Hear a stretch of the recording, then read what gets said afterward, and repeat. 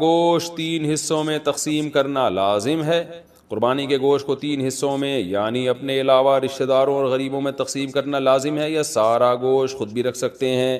بنت طالب کراچی سے، بہتر یہ ہے کہ تین حصے کر دیں، ایک رشتہ داروں کے لیے، ایک مستحقین کے لیے، غریبوں کے لیے، اور ایک اپنے لیے۔ کوئی لازمی نہیں ہے۔ آج کل تو جتنے رشتہ دار ہیں اکثر قربانی کر رہے ہوتے ہیں، تو اگر رشتہ داروں کا حصہ نہ بھی رکھا تو 1/3 آپ غریبوں کے لیے نکال دیں تو بھی ٹھیک ہے۔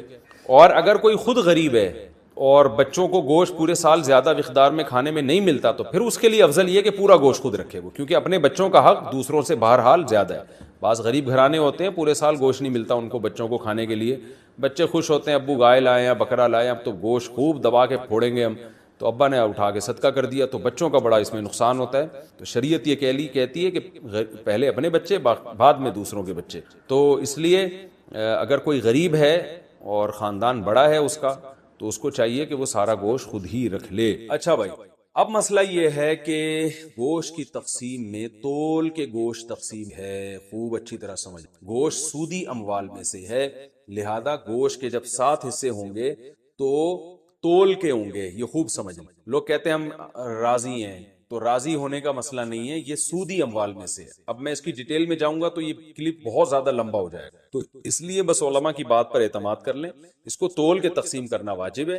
اگر تول کے تقسیم سے بچنا چاہیں تو 60 ڈھیریاں بنا کر 7 میں کلیجی ملا دیں، تو پھر تول کے تقسیم کرنا واجب نہیں رہے گا۔ اس کے دلائل کیا ہیں یہ کسی اور وقت تو، اور پھر بھی احتیاط اسی میں ہے کہ تولیں بھی اور کلیجی بھی ملا دیں 7 تاکہ اگر تول میں گڑبڑ ہو گئی ہو تو کلیجی جو ادھر اگر تھوڑا سا گوشت زیادہ چلا گیا تو اس کے مقابلے میں ادھر کلیجی آ جائے تو سود سے بچت ہو جائے گی۔ وہ لوگ کہتے ہیں پتہ نہیں کس قسم کی باتیں کر رہے ہیں، وہ انشاءاللہ بعد میں ڈیٹیل میں اس مسئلے کو سمجھا دوں گا، بلکہ پہلے سمجھا بھی چکا ہوں کئی دفعہ کہ سودی اموال میں عقل نہیں چلتی ہے۔ جب شریعت نے برابری کا حکم دیا تو بس برابری ہے، تو گوشت بھی سودی اموال میں سے ایک، جیسے 10 روپے دے کے کوئی 11 روپے نہیں لے سکتا نا، تو اسی طرح گوشت میں بھی ایسا ہی ہے، تو یہ اس کا خیال کرنا چاہیے۔ اچھا، قربانی کے حصے داروں میں اگر کوئی شخص حرام آمدن والا شریک ہو گیا تو سب کی قربانی برباد ہو جائے گی، اس لیے اس کا بھی اہتمام کرنا چاہیے۔ اجتماعی قربانی میں اعلان لکھ کے لگانا چاہیے کہ بھائی حرام آمدن والے شرکت نہ کریں، یا پہلے سے سیٹ اپ بنانا چاہیے کہ ایک الگ سے ایسی گائے ہو جو صرف حرام آمدن والوں کا اس میں حصہ ہو، تاکہ اس میں قربانی ہو ہی نہیں، وہ گوشت ذبح کر کے ویسے ہی غریبوں میں بانٹ دیا جائے۔ بعض مدارس میں اس کا اہتمام کیا جاتا ہے کہ وہ پہلے سے جو ہے نا کچھ حصے ایسے انہوں نے تو، لیکن اگر آپ گھر کی گائے لائے ہیں یا ویسے کسی گائے میں حصہ لے رہے ہیں اور اس میں کوئی حرام آمدن والا آ گیا، لیکن اگر آپ کو پہلے سے پتہ نہیں ہے تو پھر شریعت نے ہمیں بلا وجہ کے تجسس کا حکم نہیں دیا۔ یہ ایک آدمی زبان سے کہہ رہا ہے میں حلال کماتا ہوں، بس اس کی زبان پر اعتماد کرنا ہمارے لیے کافی ہے۔ اب آپ نے کہیں اجتماعی قربانی میں حصہ لیا، اب یہ نہیں کہ آپ اپنی گائے کے بارے میں تحقیقات کرتے پھرنے اس میں حرام تو ہے کہ نہیں ہے، وہ گناہ پھر انہی لوگوں پر ہوگا جنہوں نے اجتماعی قربانی کا ان کی ہے۔ اگر انہوں نے خود سے جان کر کسی حرام والے کو شامل کر دیا تو وہ گناہ گار ہوں گے۔ تو آپ کو اگر جب تک پتہ نہیں ہے تو شریعت میں یہی حکم ہے، ابہموا ما ابہم اللہ، جس چیز کو اللہ نے واضح نہیں کیا ہے تو ہم اچھا گمان ہی رکھیں گے اس میں۔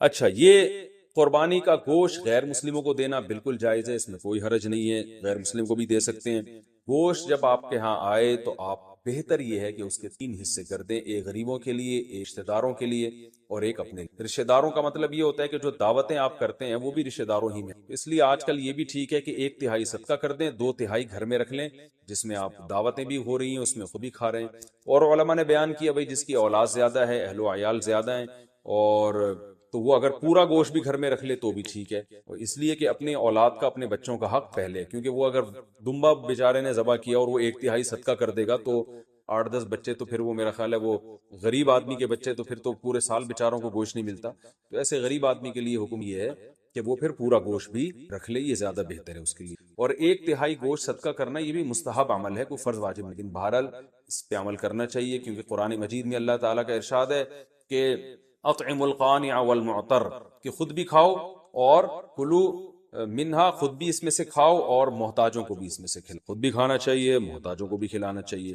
قربانی کا گوشت 3 حصوں میں تقسیم کرنا کیا لازم ہے؟ قربانی کے گوشت کو 3 حصوں میں یعنی اپنے علاوہ اور رشتہ داروں اور غریبوں میں تقسیم کرنا کیا لازم ہے، یہ سارا گوشت خود بھی رکھ سکتے ہیں؟ بنت طالب کراچی سے، 3 حصوں میں تقسیم کرنا لازمی نہیں ہے، بہتر ہے، افضل ہے، سنت ہے۔ قرآن نے کہا ہے کہ کلو منہا واطعموا البائس الفقیر، خود بھی کھاؤ اور فقیروں کو بھی کھلاؤ۔ تو اس لیے قرآن کا حکم ہے بہرحال تو ایک بہت تاکیدی چیز ہے کہ قربانی کا گوشت خود بھی کھانا چاہیے اور کھلانا بھی چاہیے. تو البتہ یہ ضرور ہے، یہ جو فقہا بیان کرتے ہیں 3 حصے، تو یہ 3 حصے ان کے لیے بیان کرتے ہیں کہ ایک حصہ غریبوں کو، ایک حصہ رشتہ داروں کو. تو رشتہ داروں سے مراد جو غریب رشتہ دار ہیں ان کے لیے. تو اگر آپ کے سارے رشتہ دار مالدار ہیں، یہ سب قربانی کر رہے ہیں، تو پھر ضرورت نہیں ہے ان کے لیے، بلکہ ایک حصہ 1/3 حصہ آپ صدقہ کر دیں. اور اگر آپ خود غریب ہیں تو پھر فقہا نے بیان کیا ہے پھر سارا خود رکھ لینا ہی افضل ہے، کیونکہ اپنے بچوں کا حق دوسروں سے بہرحال زیادہ ہے. وہ بعض ایسے غریب پائے جاتے ہیں جن کے بچوں کو پورے سال گوشت کھانے کو نہیں ملتا، بیچارے سبزیاں کھا رہے ہوتے ہیں پورے سال اور وہ بھی صحیح طرح نہیں ملتا ان کو کھانے کو. تو اگر کوئی ایسا غریب آدمی جس کے بچوں کو پورے سال گوشت کھانے کو نہ ملے، بیوی بچوں کو، اس کے اقربا کو، تو وہ قربانی کا گوشت اگر سارا کا سارا خود رکھ لیتا ہے تاکہ کچھ دن تک ہم گوشت سے لطف اندوز ہو سکیں، گوشت کھا سکیں، تو یہ بھی ٹھیک ہے غریب آدمی کے لیے، بلکہ یہ زیادہ بہتر ہے. کیونکہ بہرحال اپنے بچوں کا حق، وہ بھی تو غریب ہی ہے نا، اپنے خود آدمی غریب ہے تو اس کے بچے بھی غریب ہی کہلائیں گے. تو اپنے غریب بچوں کا حق یہ دوسروں سے اسلام میں زیادہ ہے. ہاں جو متوسط درجے کے لوگ ہیں جو گوشت پورے سال کھاتے ہیں یا مالدار لوگ ہیں، ان کے لیے بہرحال افضل یہی ہے کہ کم سے کم 1/3 گوشت وہ صدقہ کریں، کیونکہ آپ تو کھاتے رہتے ہیں، اور 1/3 آپ غریب رشتہ داروں کو کھلا دیں، 1/3 خود کھا لیں. تو یہ کوئی اس میں یعنی کوئی لازمی حکم نہیں ہے، افضل حکم ہے. یہ قربانی کا گوشت کتنے دن تک استعمال کر سکتے ہیں؟ قربانی کا گوشت کتنے دن تک استعمال کر سکتے ہیں؟ عثمان گوجراں والا، جتنے دن آپ کا فریج برداشت کر لے. تو جائز ہے، پورا سال بھی اسٹور کر سکتے ہیں آپ، لیکن افضل یہی ہے کہ ویسے بھی اللہ کو پسند نہیں ہے، اگر آپ مالدار ہیں تو ذخیرہ اندوزی اور چیزوں کو جمع کرنا ایک نامناسب سا کام ہے. ویسے بھی گوشت کی جو تازگی ہے وہ ختم ہو جاتی ہے. تو قرآن کہتا ہے کھاؤ بھی کھلاؤ بھی، قربانی کے گوشت کے بارے میں قرآن کہہ رہا ہے. تو کھائیں، جتنا تازہ کھا سکتے ہیں کھا لیں، باقی کھلا دیں، لوگوں میں بانٹ دیں، غریبوں کو دے دیں. تو اگر آپ غریب ہیں اور آپ کو کے بچوں کو گوشت نہیں ملتا پورے سال کھانے کو، تو پھر اسٹور کریں، پھر کوئی حرج نہیں ہے اس میں، پورے سال چلا دیں، آپ بچے کھاتے رہیں اس میں سے. لیکن اگر آپ غریب نہیں ہیں، متوسط ہیں یا مالدار ہیں، پھر بہتر یہی ہے کہ جتنا کھا سکتے ہیں کھائیں، اور جو بجائے 6 مہینے اسٹور کرنے کے، جب گوشت کا ذائقہ بھی خراب ہو جائے گا. 18 ذی القعدہ سن 1446 ہجری بقرعید آنے والی ہے، اور پاکستان میں 7 جون کو بقرعید کی توقع ہے، سعودی عرب میں 6 جون کو توقع ہے. تو آج کا جو سیشن ہمارا ہے ٹوٹلی قربانی کے مسائل سے متعلق ہے، وہ مسائل جو عام طور پہ لوگ قربانی سے متعلق پوچھتے ہیں. اور چونکہ مسائل بہت زیادہ ہیں، اس لیے 2 سیشن میں یہ کمپلیٹلی مسائل جو کمپلیٹ مسائل ہیں وہ ریکارڈ کرواؤں گا. تو آج کا جو سیشن ہے وہ ہے قربانی کے مسائل، ایپیسوڈ نمبر 1، اور پھر دوبارہ اگلے ایپیسوڈ میں انشاءاللہ بقیہ جو مسائل رہ جائیں گے وہ میں ریکارڈ کرواؤں گا. اور اگر اس کے بعد بھی رہ گئے تو تیسرے ایپیسوڈ میں ریکارڈ کروا دیں گے ہم اس کو. تو آپ نے قربانی سے متعلق یہ مسائل زیادہ سے زیادہ لوگوں میں شیئر کرنے ہیں. پہلا سوال ہے جی، یہ مختلف لوگوں کے سوال ہیں، میں نام نہیں لیتا، بہت سارے لوگ مختلف سوال پوچھتے رہتے ہیں، تو اب نام لیے بغیر جلدی جلدی بس میں سوالات پڑھتا ہوں. پہلا سوال ہے، کیا قربانی سنت ہے یا واجب ہے؟ دیکھیں، قربانی مالدار شخص پر واجب ہے. گو کہ یہ مسئلہ اسلاف میں اختلافی ہے، بعض اسلاف اس کے قائل ہیں کہ یہ سنت مؤکدہ ہے، بعض اس کے قائل ہیں کہ یہ واجب ہے. سنت مؤکدہ بھی واجب کے قریب قریبی ہوتی ہے، لیکن قربانی جو ہے وہ واجب ہے. اس کی دلیل نبی صلی اللہ علیہ وسلم کی یہ صحیح حدیث ہے، من وجد ساعة لأن يضحي فلم يضحي فلا يقربن مصلانا. جس شخص میں قربانی کی گنجائش ہو قربانی کرنے کی اور وہ قربانی نہ کرے تو ہماری عیدگاہ کے وہ قریب بھی نہ پھٹکے. تو بڑی شدید وعید ہے. بعض حضرات یہ دلیل دیتے ہیں کہ حضرت ابو بکر اور عمر رضی اللہ تعالی عنہما قربانی نہیں کرتے تھے، اور حدیث کے الفاظ ہیں کراہیت ان یقتدی بہما، اس خوف سے کہ لوگ ان کی اقتدا کرنا نہ شروع کر دیں. تو اس کا جواب یہ ہے کہ سیدنا ابو بکر اور سیدنا عمر رضی اللہ تعالی عنہما یہ دونوں صحابہ غریب تھے، مسکین تھے، پیون زدہ کپڑے پہنا کرتے تھے.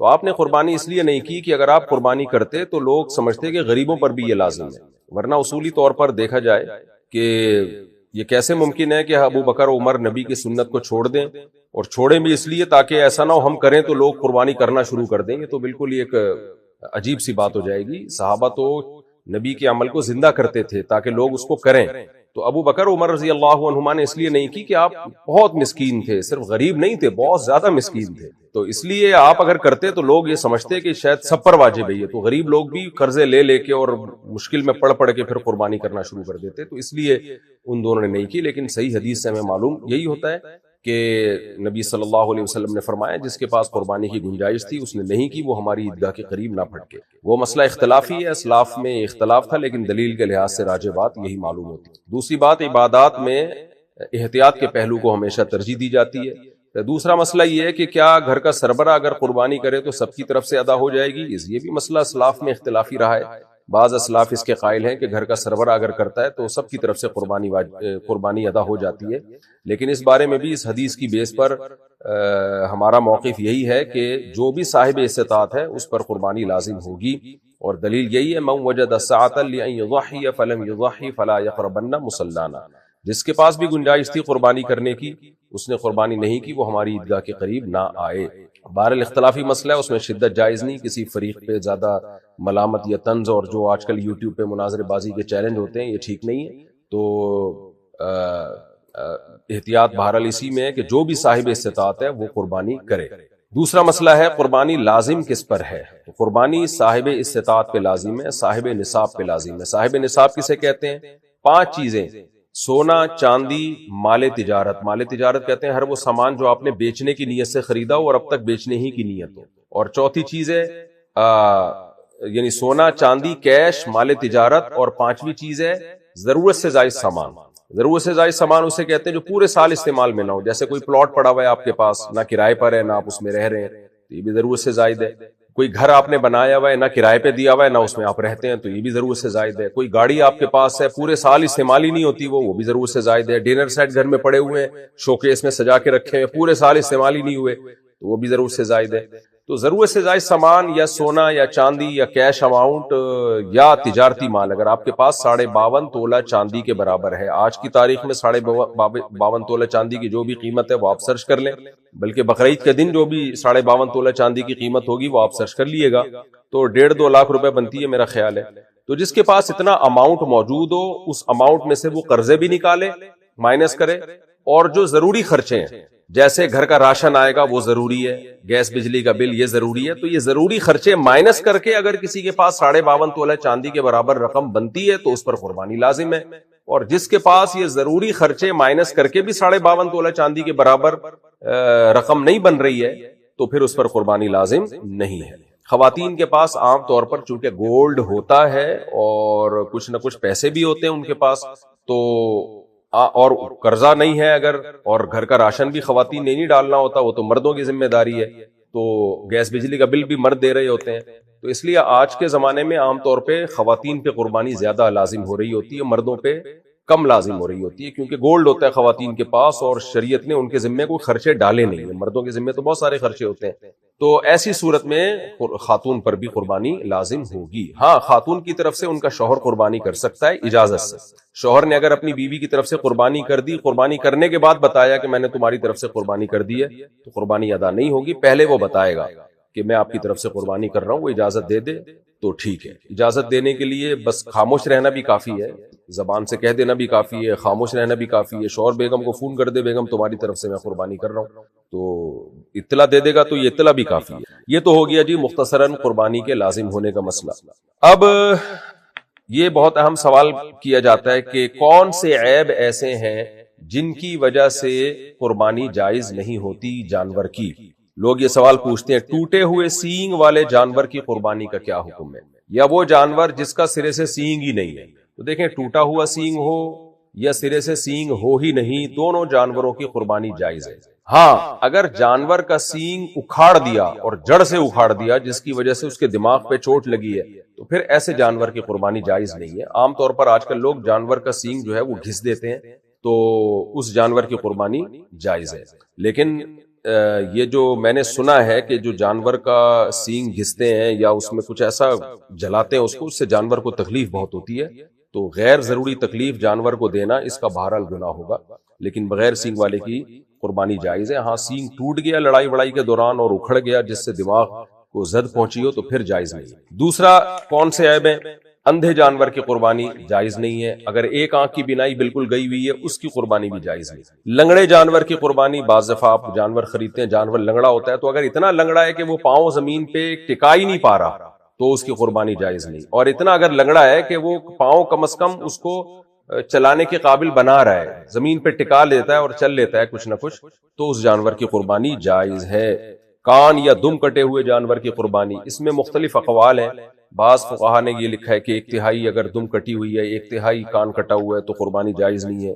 ایک قول یہ بھی ہے کہ آدھا، تو ہماری نظر میں راجح بات یہی ہے کہ اگر آدھا کان کٹا ہوا ہے یا آدھی دم کٹی ہوئی ہے تو پھر اس کی قربانی جائز نہیں ہے۔ آدھی سے کم اگر کٹی ہوئی ہے آدھی دم یا کان تو پھر اس کی قربانی جائز ہے۔ خراب تھن والے جانور کی قربانی، گائے کے 4 تھن ہیں، اگر 2 تھن خراب ہیں تو اس کی قربانی جائز نہیں ہے، اگر 1 تھن خراب ہے تو جائز ہے۔ بکری کے 2 تھن ہوتے ہیں، اگر 1 تھن خراب ہے تو قربانی جائز نہیں ہے۔ خصی جانور کی قربانی بالکل جائز ہے۔ بعض دفعہ یہ بھی ہوتا ہے کہ سوال پوچھا جاتا ہے کہ جانور کا کہ خصیتین میں سے ایک خصیہ ہے تو بھی جائز ہے اس کی قربانی۔ بعض دفعہ جانور کے خصیتین پیدائشی طور پر نہیں ہوتے تو بھی اس کی قربانی جائز ہے۔ کتنا کمزور جانور ہو کہ جی اس کی قربانی جائز نہیں ہے، اگر جانور اتنا بڈھا یا اتنا کمزور ہو چکا ہے کہ اس سے بیچارے سے چلا ہی نہیں جا رہا اور وہ قربان گاہ تک بھی چل کے نہیں جا سکتا، آپ نے یہاں سے 10 میٹر دور تک لے کے جانا ہے اس کو قربانی کرنے کے لیے، تو وہاں بھی اس کو آپ اسٹریچر میں اٹھا کے لے کے جا رہے ہیں، اتنا کمزور ہو گیا تو وہ تو بیچارہ پہلے ہی قربان ہو چکا ہے، اس کو مزید قربان کرنے کی کوشش نہ کریں آپ۔ اتنا ہو کہ چل سکتا ہو اپنے پاؤں پہ، تو جب تک اتنا ہے کہ اپنے پاؤں پہ چلنے کی اس میں طاقت ہے، ایسے جانور کی قربانی جائز ہے۔ یہ بھی سوال پوچھا جاتا ہے جی گائے میں 7 افراد کی شرکت لازم ہے؟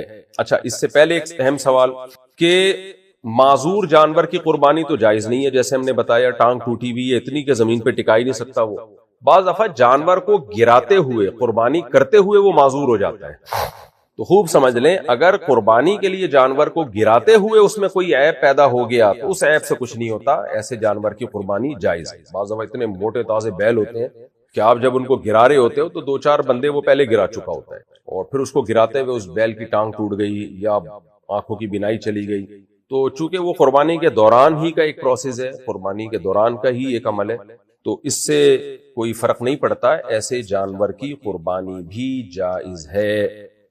اسی سے ایک مسئلہ یہ بھی ہے کہ بعض جانور بڑے وحشی ہوتے ہیں، آپ کے قابو میں وہ آتے ہی نہیں ہیں، تو ایسے جانور کو پہلے فائر کرنا پڑتا ہے، گولی مارنی پڑتی ہے، اس کے بعد جا کے وہ قابو میں آتے ہیں، تو شرعاً یہ بھی جائز ہے کہ اگر کوئی ہٹا کٹا موٹا بیل بھینسا قابو میں ہی نہیں آ رہا آپ کے، تو آپ نے اگر اس کو فائر کیا، گولی ماری اور گولی سے وہ مرا نہیں، تو آپ نے فوراً جا کے مرنے سے پہلے اس کو ذبح کر دیا تیز دھار والی چھری سے، تو بھی اس کی قربانی جائز ہے۔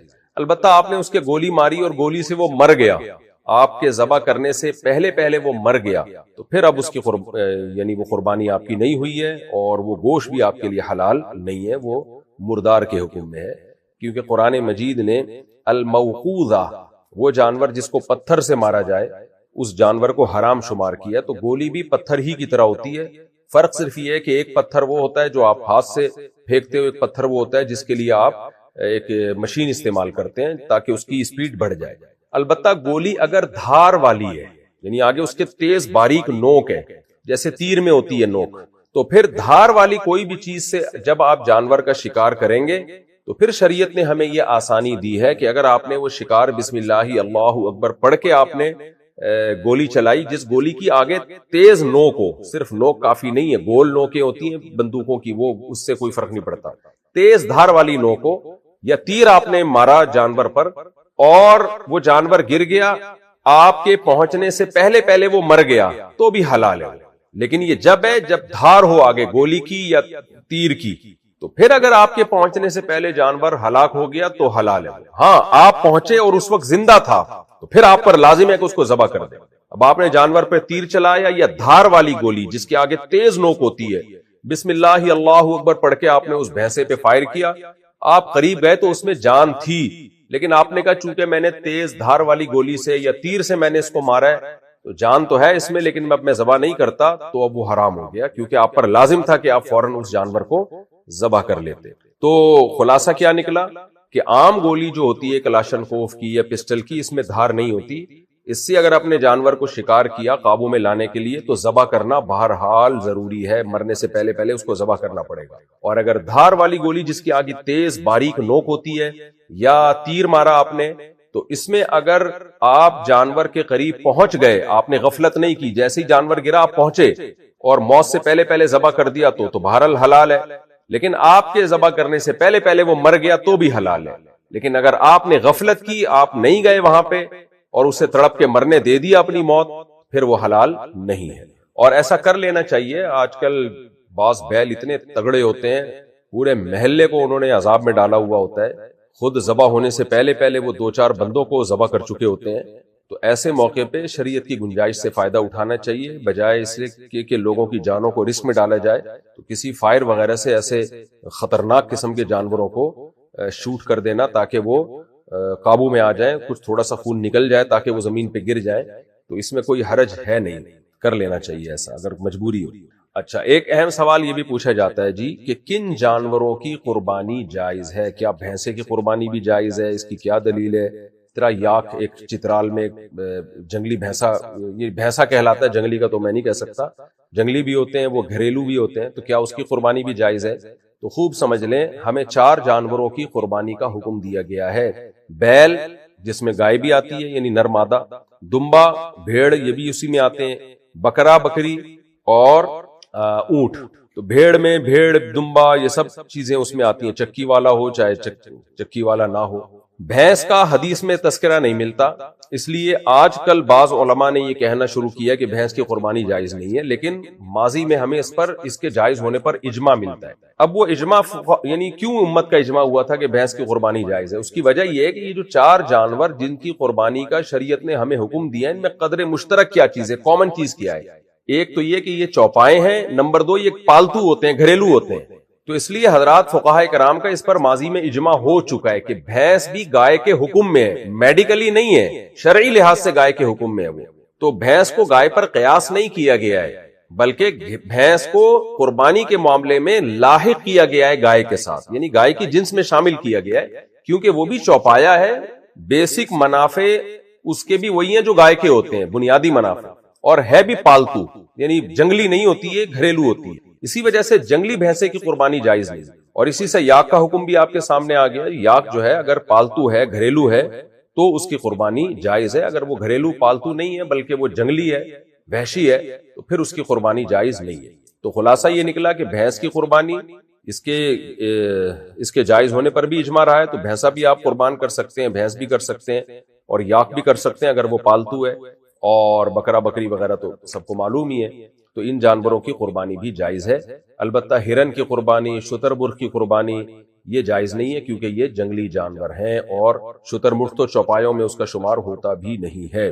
اسی طرح یہ جو مارخور ہے، اس کی بھی قربانی جائز نہیں، کیونکہ یہ بکروں کی اقسام میں آتا ہے، لیکن یہ گھریلو نہیں ہوتے، یہ بلکہ یہ وحشی اور جنگلی جانور ہوتے ہیں. تو اس لیے مارخور کی قربانی بھی جائز نہیں ہے. جانور کی عمر کتنی ہو، یہ بھی سوال پوچھا جاتا ہے. کیا 2 دانت کا ہونا ضروری ہے؟ بالکل ضروری نہیں ہے.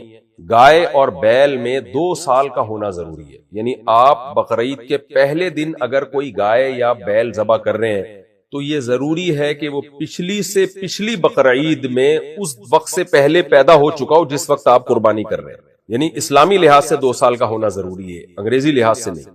یعنی آپ نے پچھلے سے پچھلے سال بقرعید کے پہلے دن دوپہر کے وقت آپ کی گائے نے ایک بچہ دیا، پچھلی سے پچھلے سال والی بقرعید میں دوپہر کے وقت، تو آپ اس بقرعید میں صبح کے وقت اس بچے کو ذبح نہیں کر سکتے، کیونکہ ابھی 2 سال پورے نہیں ہوئے. آپ ظہر کے بعد کر سکتے ہو، کیونکہ ظہر کے بعد بقرعید کے پہلے دن وہ 2 سال کا مکمل ہو جائے گا. اس مثال سے آپ کو سمجھ میں آ گیا ہوگا کہ ہر وہ جانور جو پچھلے سے پچھلی بقرعید سے پہلے پیدا ہو چکا ہو اس کو آپ اس بقرعید میں ذبح کر سکتے ہو، گائے اور بیل میں. اور جو پچھلے سے پچھلی بقرعید کے پہلے دن پیدا ہوا تو پہلے دن وہ ٹائم گزرنے کے بعد یا اگلے دن آپ اس کو ذبح کر سکتے ہو. اور پچھلے سے پچھلے سال بقرعید میں اگر وہ تیسرے دن پیدا ہوا تو پھر پہلے اور دوسرے دن نہیں ذبح کر سکتے، آپ اس کو تیسرے دن ذبح کرو گے اس ٹائم کے بعد جس ٹائم میں وہ پیدا ہوا تھا، تاکہ 2 سال کمپلیٹ ہو جائے. یہی حکم بکری میں اور بکرے میں اونٹ میں کم سے کم 5 سال کا ہونا ضروری ہے. 5 سال سے پہلے آپ اونٹ کو نہر یا ذبح نہیں کر سکتے. گائے اور بیل میں 2 سال ہو گئے اور بکرا بکری میں 1 سال ہو گیا. اور دمبے میں اصل حکم تو یہی ہے کہ کم سے کم 1 سال کا ہو. لیکن اگر دمبا یا بھیڑ موتا تازہ خوب بھرا ہوا ہے, 6 مہینے کا بھی اگر ہے, وہ دیکھنے میں وہ سال کا لگ رہا ہو, سال کا لگنے کا مطلب یہ کہ اس 6 مہینے کے دمبے کو اگر آپ سال والے دمبوں میں چھوڑتے ہو تو فرق کرنا بہت مشکل ہو جاتا ہے کہ یہ سال کا ہے یا نہیں ہے. تو ایسے دمبے کی قربانی بھی جائز ہے. لیکن 6 مہینے سے بھی اگر وہ کم کا ہے پھر جائز نہیں اس کی قربانی. یا 6 مہینے کا ہے لیکن وہ دبلا پتلا بہت ہے اور دیکھنے میں لگ نہیں رہا سال کا, تو بھی جائز نہیں. تو یہ تو ہو گیا جی جانور کی عمر. باقی 2 سال جو ہے 2 دانت لوگوں نے ایک اپنے لیے ایک معیار متعین کیا ہوا ہے, کیونکہ ہمیں پتہ نہیں ہوتا کہ جو جانور بیچ رہا ہے وہ سچ کہہ رہا ہے یا جھوٹ کہہ رہا ہے. تو جانور کے دانت جب 2 دانت ہو جاتا ہے نا, جانور دندیا کہتے ہیں میرے خیال ہے اس کو, کہ 2 دانت کا جب جانور ہو گیا تو پھر یقین ہوتا ہے کہ یہ 2 سال سے اوپر کا ہی ہے, کیونکہ 2 سال کے بعد ہی جانور 2 دانت نکالتا ہے. لیکن یہ بہرحال ضروری نہیں ہے. اگر جانور کھیرا ہے 2 سال گائے میں اور اونٹ میں 5 سال اور بکرا بکری میں 1 سال وہ مکمل کر چکا ہے, اور جو بیچ رہا ہے آپ کو جانور, آپ کو اس کی دیانت داری پہ یقین ہے یا غالب گمان ہے, وہ کہتا ہے بھائی قسم اٹھا کے کہہ دیتا ہے یار یہ میں اللہ کی قسم اٹھا کے کہتا ہوں کہ یہ 2 سال کا ہو چکا ہے, اور آپ کو اس کی بات پہ یقین آ جاتا ہے, تو بھی آپ قربانی کر سکتے ہیں. لیکن اگر آپ کو اس کی بات پہ یقین نہیں آتا تو پھر آپ قربانی نہیں کر سکتے. یہ تو ہو گیا جی جانور کی عمر سے متعلق. اب ہم مزید بھی کچھ مسائل کی طرف چلتے ہیں. گائے میں کیا 7 افراد کی شرکت لازمی ہے؟ دیکھیں گائے ہو یا اونٹ, اس میں 7 افراد کی شرکت لازمی نہیں ہے. 7 افراد سے زیادہ شریک نہیں ہو سکتے, یہ مطلب یعنی ایک گائے میں 7 افراد سے زیادہ نہیں شریک ہو سکتے. 7 افراد ہو سکتے ہیں, 7 سے کم بھی ہو سکتے ہیں. ایک آدمی پوری ایک گائے اپنی طرف سے کر سکتا ہے, 2 آدمی مل کے آدھی گائے بھی اپنی طرف سے کر سکتے ہیں. اب لوگ اس میں یہ کر رہے ہوتے ہیں کہ 2 آدمی جب ایک گائے میں حصہ لیتے ہیں تو ایک 4 حصے لے رہا ہوتا ہے, ایک 3 حصے لے رہا ہوتا ہے. یہ بھی جائز ہے لیکن اس تکلف کی ضرورت نہیں ہے. جب 2 آدمی مل کے ایک گائے کر رہے ہیں تو آدھی گائے ایک کی آدھی گائے دوسرے کی, ایسے کریں. اب 3 آدمی اگر گائے میں شریک ہیں یا اونٹ میں شریک ہیں تو وہ کیا تکلف کر رہے ہوتے ہیں, ایک کو 3 حصے دے دو, ایک کو 2 حصے دے دو, ایک کو 2 حصے دے دو, اس طرح کر کے گھما رہے ہوتے ہیں. یہ بھی ٹھیک ہے, لیکن یہ بھی ٹھیک ہے کہ 3 آدمی ہیں برابر ہو جائیں, 1/3 اس کی 1/3 اس کی 1/3 اس کی. تو اس طرح بھی گائے میں شرکت ہو سکتی ہے. تو 7 کا مطلب ہے کہ 7 سے زیادہ نہیں شریک ہو سکتے, 7 سے کم شریک ہو سکتے ہیں گائے میں بھی اور اونٹ میں بھی. قصائی کو اجرت کے طور پہ قربانی کا گوشت دینا جائز ہے؟ نہیں, جائز نہیں ہے. قصائی کو آپ پیسے الگ سے دیں. جانور کی کوئی بھی چیز چاہے رسی ہی کیوں نہ ہو, وہ کھال ہی کیوں نہ ہو, وہ بھی قصائی کو آپ قربانی کی اجرت کے طور پر نہیں دے سکتے. باہر ملک والے پاکستان میں قربانی کیسے کریں؟ باہر ملک والے جب پاکستان میں قربانی کریں گے یا پاکستان والے باہر ملک میں قربانی کریں گے تو دونوں جگہ بقرعید کا وقت ہونا ضروری ہے. خوب سمجھ لیں. اب سعودی عرب میں بقرعید 1 دن پہلے ہے, آپ کے ہاں بقرعید 1 دن بعد ہے. آپ نے اپنی قربانی سعودی عرب میں کر لی تو یہاں تو ابھی بقرعید شروع ہی نہیں ہوئی, یا ان لوگوں نے قربانی یہاں کر لی 1 دن پہلے تو یہاں بھی بقرعید شروع نہیں ہوئی ہے. تو اس لیے عام طور پر جب دوسرے ملک میں قربانی کی جاتی ہے تو دوسرے دن کی جاتی ہے تاکہ وہاں بھی بقرعید کا دن ہو اور یہاں بھی بقرعید کا دن ہو. قربانی فرض ہونے کے باوجود کسی نے نہ کی ہو تو اب کیا حکم ہے؟ دیکھیں اگر قربانی کسی سے رہ گئی, اس پہ لازم تھی, پھر بھی اس نے قربانی نہیں کی, تو اب شریعت میں حکم یہ ہے کہ وہ قربانی نہیں کر سکتا. اب وہ جانور کی قیمت صدقہ کرے گا. یعنی ایک درمیانے درجے کے جانور بکرا یا دمبا وغیرہ, تو اس کے ایک درمیانے درجے کے جانور کی قیمت غریب پہ صدقہ کر دے. اب وہ جانور کو ذبح کر کے یہ قضا نہیں کر سکتا, صدقہ کرنی پڑے گی قیمت اس کو. اچھا, قربانی کر کے گوشت نہ کھانے والوں کے لیے پیغام. دیکھیں قربانی کا مقصد جہاں ابراہیم علیہ السلام کی سنت کو زندہ کرنا ہے, وہاں ساتھ ساتھ اللہ کے دن, اللہ نے جو اس دن ہماری ضیافت کی ہے, مہمانی کی ہے, یعنی اللہ میزبان ہے, ہم مہمان ہیں, تو اس کو بھی زندہ کرنا ہے ہم نے. اسی وجہ سے بقرعید میں 4 دن کے روزے حرام ہو جاتے ہیں, یعنی 10, 11, 12 اور 13 ایام تشریق کے روزے حرام ہو جاتے ہیں تاکہ اللہ کی ضیافت سے اعراض لازم نہ آئے. تو اگر آپ دوسرے ملکوں میں قربانی کرتے ہیں ضرور کریں, لیکن کچھ نہ کچھ قربانی اپنی جگہ پہ بھی کرنی چاہیے تاکہ آپ بقرعید والے دن قربانی کا گوشت کھائیں, تاکہ وہ جو اللہ تعالیٰ کی طرف سے ایک ضیافت ہے ہمارے لیے، اس میں ہمارے لیے شرکت ہو جائے۔ تو اس میں استغنا برتنا کہ ہمیں بالکل گوشت نہیں چاہیے۔ میں نے دیکھا ہے بعض لوگوں کے گھروں میں بقرعید کے دن بھی دال چاول بن رہے ہوتے ہیں یا چکن کھا رہے ہوتے ہیں، وہ یہ غلط بات ہے، ایک بے مروت یعنی ایک ناشکری ایک طرح سے ہے یہ۔ تو ہمیں روزے حرام اللہ نے اس لیے کر دیے کہ یہ کھانے کا اللہ تعالیٰ کی طرف سے گوشت کی ضیافت ہے۔ یہ ایسے ہی ہے جیسے کسی نے آپ کی دعوت رکھی پیر کے دن یا منگل کے دن اور آپ نے روزہ رکھ لیا، تو اس کو غصہ آئے گا نا۔ تو اللہ نے روزے حرام اس لیے کیے ہیں کہ یہ ایام اکل و شرب حدیث میں آتا ہے، تو اس لیے قربانی کا گوشت کچھ نہ کچھ خود بھی کھانا چاہیے، لہذا اپنے گھر پہ قربانی کرنی چاہیے۔ کیا ہم عید کے چوتھے دن قربانی کر سکتے ہیں؟ نہیں کر سکتے۔ کسی صحیح حدیث سے یہ بات ثابت نہیں ہے کہ نبی صلی اللہ علیہ وسلم نے عید کے چوتھے دن قربانی کی ہو یا کرنے کا حکم دیا ہو، جبکہ اس کے برخلاف صحیح احادیث سے، صحابہ کے آثار سے یہ بات ثابت ہے کہ ایام نہر صرف 3 ہیں۔ اس پر میں دلائل سے ایک آڈیو بیان ریکارڈ کروا چکا ہوں کئی سال پہلے، تو اس لیے مضبوط قول یہی ہے کہ چوتھے دن قربانی نہیں ہوتی۔ اب تو بعض اہل حدیثوں نے بھی مان لیا ہے، حافظ زبیر علی زئی جو اہل حدیث کے عالم تھے، ان کا بھی یہی قول ہے کہ یہ چوتھے دن قربانی جائز نہیں ہے۔ قربانی کے جانور کی کھال کا کیا کریں؟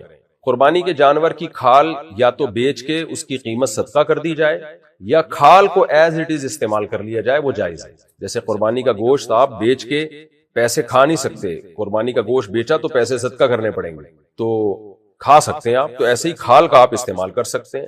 قربانی کے جانور کی کھال آپ نمک لگا کے سکھا لیں یا ایک پروسیس کے تحت گزار کے لیدر بنا لیں، اس کی آپ جیکٹ بنا لیں، کچھ بھی بنا لیں، جائے نماز بنا لیں۔ میں نے ایک دفعہ بنائی تھی گھر میں، بڑا زبردست وہ بن گئی تھی، وہ تو ایک بڑی اچھی سا ایک کارپیٹ ٹائپ کی چیز بن جاتی ہے۔ تو ایسے تو استعمال جائز ہے آپ کا، لیکن اگر آپ نے اس کو بیچا تو پھر اس کی قیمت آپ کو صدقہ کرنی پڑے گی، اور قصائی کو اجرت میں آپ قربانی کی کھال نہیں دے سکتے۔ جانور کا گوشت غریبوں میں کتنا دینا چاہیے؟ بہتر ہے کہ 1/3 گوشت آپ غریبوں میں تقسیم کر لیں، لیکن اگر آپ کی فیملی بڑی ہے اور آپ پورے سال آپ کے لیے گوشت کھانا مشکل ہوتا ہے، تو پھر فقہا نے لکھا ہے کہ اپنی فیملی کو پھر ترجیح دینا سب سے پہلے۔ بعض لوگوں کے بچے ہوتے ہیں، چھوٹے غریب لوگ ہوتے ہیں، وہ سال میں ایک دفعہ ان کو قربانی کے نیت سے پھر انہوں نے جانور قربان کر لیا ہوتا ہے، تو ایسے لوگوں کو چاہیے اپنے بچوں کو گوشت کھلائیں، وہ زیادہ بہتر ہے۔ لیکن اگر آپ مالدار ہیں اور گوشت پورے سال آپ کھاتے رہتے ہیں، تو کچھ گوشت تو بہرحال آپ خود کھائیں، تاکہ اللہ کی ضیافت سے اعراض لازم نہ آئے، اللہ کی ضیافت میں آپ شریک ہو جائیں، لیکن 1/3 گوشت پھر بہتر ہے کہ غریبوں میں تقسیم کر دیا جائے۔ کیا رات کے وقت قربانی جائز ہے؟ رات کے وقت بھی قربانی جائز ہے، لیکن بہتر نہیں ہے، کراہت تنزیہی ہے اس میں۔ وجہ اس کی یہ ہے کہ 2 وجہ سے، ایک تو اس میں خطرہ ہوتا ہے کہ جو ہے آج کل تو یہ خطرہ نہیں ہے، لائٹیں ہوتی ہیں، لیکن پہلے زمانے میں خطرہ یہ تھا اندھیرے میں ایسا نہ ہو ذبح صحیح نہ کر پائیں آپ۔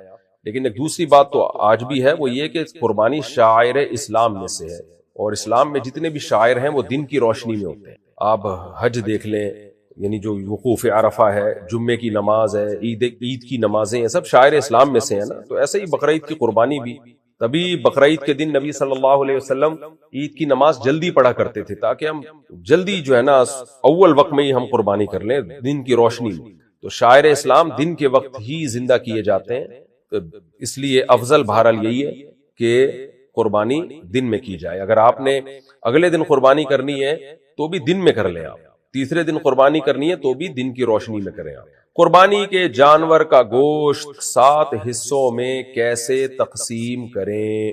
بھی بہت اہم سوال ہے، خوب سمجھ میں۔ دیکھیں، قربانی کے جانور میں جب 7 آدمی یا 5 یا 6 یا 4 یا 2 شریک ہوں گے، تو جانور کے گوشت کو تول کے تقسیم کرنا لازم ہے، بالکل برابر سرابر، ذرہ برابر بھی تبدیلی نہیں ہونی چاہیے، کمی بیشی نہیں ہونی چاہیے، کیونکہ اس میں سود کا خطرہ ہوتا ہے۔ کسی بھی طرف گوشت تھوڑا سا زیادہ چلا گیا نا، تو گوشت سودی اموال میں سے ہے، تو وہ اضافہ سود کہلائے گا، کیونکہ جب تقسیم کا عمل ہوتا ہے تو اصل میں خرید و فروخت کا عمل ہو رہا ہوتا ہے، مشترک گوشت ہے سب کا، تو ہم اپنے حصے کا گوشت اس کو بیچ رہے ہوتے ہیں، اس کے حصے کا گوشت ہم خرید رہے ہوتے ہیں۔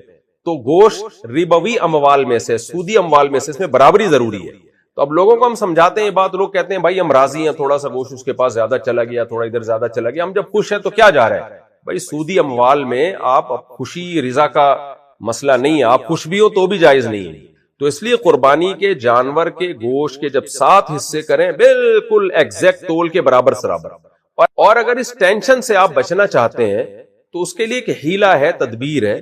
وہ ہیلا اور تدبیر یہ ہے کہ دیکھیں جب جانور ذبح ہوا، شروع میں آپ نے کیا کیا، کلیجی لوگ نکال لیتے ہیں، تو کلیجی کو کے 7 حصے کریں، اس میں ایک ایک بوٹی ملا دیں اور تھوڑی سی کلیجی رکھ لیں، پھر کلیجی کو تقسیم کر دیں آپ، اور آخر میں جو گوشت کے 7 ڈھیریاں بنیں گی ان میں تھوڑی تھوڑی کلیجی سب میں ملا دیں. پھر اگر کمی بیشی ہو بھی گئی تو جائز ہے، پھر اندازے سے بھی آپ تقسیم کر سکتے ہیں، پھر تولنا ضروری نہیں ہے. یعنی جب اس کے مخالف جنس کی چیز اس میں شامل ہو جائے گی تو پھر برابری ضروری نہیں ہے. علماء کو جو سودی مسائل کو جانتے ہیں ان کو تو یہ بات بہت آسانی سے سمجھ میں آ جائے گی، عوام کو سمجھانا تھوڑا سا مشکل ہوتا ہے. تو کیونکہ جب مخالف جنس کی چیز آ جائے گی نا، کلیجی کی جنس گوشت کی جنس سے الگ کہلاتی ہے. تو کیا کیا آپ نے، شروع میں کلیجی کے 7 حصے کیے، اس میں تھوڑا تھوڑا گوشت ملا دیا، اور آخر میں گوشت کے 7 حصے کیے، اس میں تھوڑی تھوڑی کلیجی ملا دی. آسان سی بات ہے. تو پھر آپ اندازے سے بھی تقسیم کر سکتے ہیں. تو اس طرح سے کر لیں. اور اگر کلیجی کے 7 حصے نہیں کر رہے تو پائے 4 حصوں میں ملا دیں اور باقی 3 میں کلیجی ملا دیں، یہ بھی ٹھیک ہے. تو پھر جو ہے برابری ضروری نہیں ہے. لیکن اگر آپ نے یہ نہیں کیا، کلیجی یا پائے نہیں ملائے ان میں، اور گوشت کی 7 ڈھیریاں بنا دی اور اندازے سے تقسیم کر لیا، تو پھر وہ کسی کے لیے بھی کھانا بھی جائز نہیں ہے. قربانی تو آپ کی ہو جائے گی، واجب ادا ہو جائے گا، لیکن وہ گوشت کھانا پھر کسی کے لیے جائز نہیں ہوگا، کیونکہ اس میں جو جہاں بھی تھوڑا سا اضافہ چلا گیا وہ سود کے حکم میں ہوگا، اور وہ کسی بوٹی کوئی متعین نہیں ہوگی کہ یہ اضافی ہے، بلکہ وہ جو ہے خلط ہو گئی ہے اس کے اندر. تو یہ مسئلہ عوام یعنی علماء کو تو آسانی سے سمجھ میں آ جاتا ہے، عوام کے لیے اس کو سمجھانا تھوڑا مشکل ہے. تو آپ صرف اتنا کر لیں جیسے میں نے بتایا کہ جب اونٹ یا گائے کے 7 حصے آپ کریں گے تو ہر حصے میں تھوڑی تھوڑی کلیجی ملا دیں، تاکہ یہ اس مشکل سے ہی آپ بن جائیں. پھر چاہے تول کے تقسیم کریں چاہے اندازے تقسیم کریں، وہ آپ کا مسئلہ ہے. یہاں لوگ ایک سوال یہ پوچھتے ہیں، بھئی ہمارے تو سارے گھر میں ہی افراد ہیں، 7 کے 7 شریک گھر میں ہی ہیں، ایک حصہ ابا کا ہے، ایک امی کا، ایک شوہر کا، ایک بیگم کا، ایک بڑے بیٹے کا، ایک منجلے بیٹے کا، ایک منجلی منی آپی کا، آج کل نام بھی ایسے ہوتے ہیں نا، بڑی آپی چھوٹی آپی، تو 7 ایک ہی ہیں، ایک ہی گھر میں شریک ہیں. تو پھر تقسیم کی ضرورت ہی نہیں ہے. جب 7 ایک ہی گھر میں، ایک ہی فریزر میں پورا گوشت دھڑام سے چلا جائے گا تو سب نکال نکال کے کھاتے رہیں گے. تو یہ وہاں ہے، یہ وہاں آپ کو مسئلہ ہوگا جہاں ڈیوائیڈ کرنا پڑے. اب ایک حصہ بھی اگر آپ کو تقسیم کرنا پڑ رہا ہے، یعنی 6 افراد اس گھر کے، ایک پڑوسیوں کا حصہ ہے، تو پھر وہی 7 ڈھیریاں پوری بنانی پڑیں گی آپ کو، تاکہ اس ایک پڑوسی کا حصہ آپ نکال سکیں. تو پھر اس میں وہی بات ہے کہ اس میں تھوڑی کلیجی ملانی پڑے گی آپ کو، تاکہ مخالف جنس کی چیز جو ہے اس گوشت میں شامل ہو جائے. اچھا بھائی، قربانی کے دنوں میں جو گندگیاں پھیلتی ہیں بہت ہی بغیرتی، بہت ہی بغیرتی. اسلام جو کہتا ہے کہ صفائی نصف ایمان ہے، اس میں آپ قربانی کر رہے ہو اور غلاظت کا ڈھیر بنا دو پورے شہر کو، تو یہ تو آپ اپنے ثواب کو ضائع اور برباد کر رہے ہو. اس میں الگ سے بھی انشاءاللہ ریکارڈ کرواؤں گا، پچھلے سال بھی ریکارڈ کروایا تھا. دیکھو جب جانور آپ پالتے ہو اس صفائی کا خیال کریں آپ. اور میں نے آپ کو اپنا بھی ایک واقعہ سنایا تھا صرف موٹیویشن کے لیے. میں اونٹ لے کر آیا تھا 2 سال پہلے، تو میں نے جو جمعدار تھے ان کے ذمے لگایا کہ آدھے گھنٹے بعد نہ مجھے ایک خون کا دھبا اور ایک بوٹی اور ایک گوبر کا نشان نظر نہیں آنا چاہیے. تھوڑے سے آپ اضافی پیسے دیں جمعدار کو، ایک دم نیٹ کلین چمکا دے گا. جب آپ اتنے لاکھ کا جانور خرید سکتے ہو تو چند ہزار یا چند سو روپے آپ صفائی پہ نہیں لگا سکتے؟ تو خود بھی کریں، خود نہیں ہوتا کسی جمعدار سے کہیں، لیکن پتہ ہی نہ چلے کہ یہاں کوئی جانور ذبح ہوا ہے. دیکھیں نبی صلی اللہ علیہ وسلم نے فرمایا ایمان کے 70 سے زیادہ شعبے ہیں، سب سے کم درجے کا شعبہ یہ ہے کہ آپ راستے سے تکلیف دہ چیز کو ہٹائیں. یعنی اگر کوئی راستے سے تکلیف دہ چیز نہیں ہٹاتا تو وہ ایمان کے آخری حصے پہ بھی نہیں ہے. تو یہ تو جب ہے جب آپ تکلیف دہ چیز دیکھ رہے ہیں، ہٹا نہیں رہے. اور اگر کوئی تکلیف دہ چیز راستے میں پھینک رہا ہے تو وہ تو ایمان کا حصے میں ہے ہی نہیں. وہ تو آپ قربانی کا جانور لاتے اور غلاظتیں وہیں پھینک رہے ہو، وہیں اس کا خون سڑ رہا ہے، بدبو آ رہی ہے، لوگوں کو گزرنے میں تکلیف ہو رہی ہے. تو یہ کیسی قربانی ہے بھائی جو آپ ایمان کے آخری حصے پر کو چھوڑ دیا آپ نے اور بڑے والے حصے کو آپ نے پکڑ لیا. تو اس لیے قربانی کر کے اپنا ثواب ضائع نہ کریں، اس کی آلائشوں کو، اس کی گندگیوں کو ٹھکانے لگائیں، اور فوراً ٹھکانے لگائیں. یہ نہیں کہ تیسرے دن ٹھکانے لگا رہے ہیں. جہاں جانور ذبح ہوا، گوشت تقسیم ہوا، گلی میں جو کچھ گندگی ہے آپ نے پیسے خرچ کرنے یا خود محنت کرنی ہے یا پیسے خرچ کرتے ہوئے لوگوں کو کنجوسی ہو رہی ہوتی ہے. بھائی تم نے اتنا عرصہ اتنا مہنگا جانور خریدا اور تم مالدار تھے، جبھی تو تم پر قربانی واجب ہوئی ہے. اور کھلانے پلانے میں کتنا خرچہ ہوا. اب 1000 2000 4000 5000 تم سے صفائی پہ خرچ نہیں ہوتے, تو جمعداروں کو لائیں, زیادہ پیسے دیں, بولے آدھے گھنٹے کے بعد یہ شیش محل بنا دو اس کو. میں نے تجربہ کیا, جمعداروں کو آپ ذرا زیادہ پیسے دیں, وہ بہترین طریقے سے کام کرتے ہیں. پیسے نچوڑ کے دیں گے, پھر وہ کام میں ڈنڈی مارتے ہیں, تو ان کی بھی روزی روٹی مل جائے گی ان کو.